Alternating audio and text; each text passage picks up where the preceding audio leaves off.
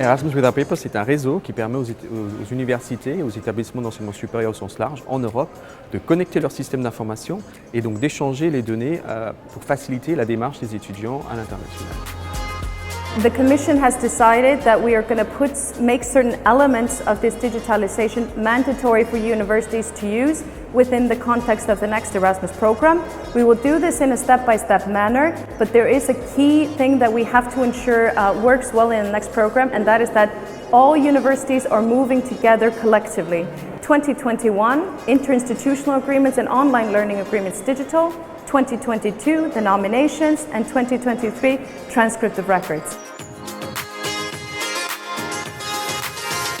L'initiative européenne de la carte étudiante, c'est une initiative qui regroupe plusieurs projets qui ont été initiés par la communauté de l'enseignement supérieur. La première chose, c'est le Erasmus Without Paper Dashboard, qui est donc le point d'entrée pour les établissements d'enseignement supérieur qui n'ont pas leur propre système d'information pour échanger les données avec les universités partenaires. La deuxième chose, c'est le Online Learning Agreement, qui est donc la plateforme qui permet aux étudiants de créer leur contrat d'études en ligne. Donc au lieu de faire toutes les démarches sur papier, de l'envoyer par la poste ou par email en version scannée, ils le font directement sur une plateforme.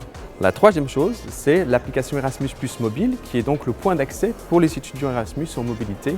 Et la quatrième chose, c'est le projet a priori le plus technique, c'est MyCommunicID. Et donc MyCommunicID a pour vocation de créer un identifiant unique qui est initié et géré par les établissements d'enseignement supérieur eux-mêmes en Europe. Et quand l'étudiant ira s'authentifier auprès des établissements d'accueil, il pourra utiliser son propre compte et aussi s'authentifier donc avec son identifiant de son établissement d'origine. La Léocarte, donc, qui est la carte étudiante normande, porte tous les attributs donc, de la carte européenne depuis 2018. Donc, les difficultés, d'un pur point de vue technique, ça a été relativement simple à mettre en place, puisqu'on s'est appuyé donc, sur le logiciel SUP-SGC, qui est un logiciel communautaire et qui est nativement prêt à intégrer la carte européenne. Donc sur les points de vue techniques, c'était relativement simple. Là où on en est maintenant, c'est que techniquement tout est fonctionnel et prêt. Et donc ce qu'on cherche, c'est comment travailler avec les relations internationales pour mettre du service, associer du service à cette carte européenne. Pour les solutions, c'est effectivement essayer d'uniformiser toutes les politiques de relations internationales. C'est le rôle du vice-président du développement international de la commune. Et puis, effectivement, avoir des contacts réguliers. Nous avons des réunions trimestrielles sur ce sujet.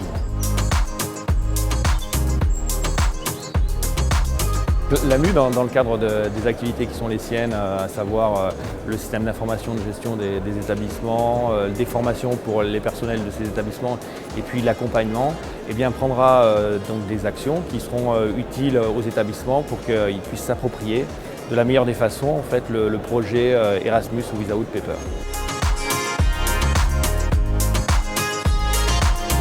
Pour le ministère, ce qui est important, c'est de favoriser l'engagement de tous les établissements en matière d'interopérabilité de leur système, tout ce qui va pouvoir favoriser la mobilité étudiante. On a des engagements et des objectifs qui sont très élevés aujourd'hui. Et voilà, il faut continuer de s'engager, il faut tester, il faut y aller même par petits pas. Et tout ce qui va dans ce sens-là sera soutenu par le ministère.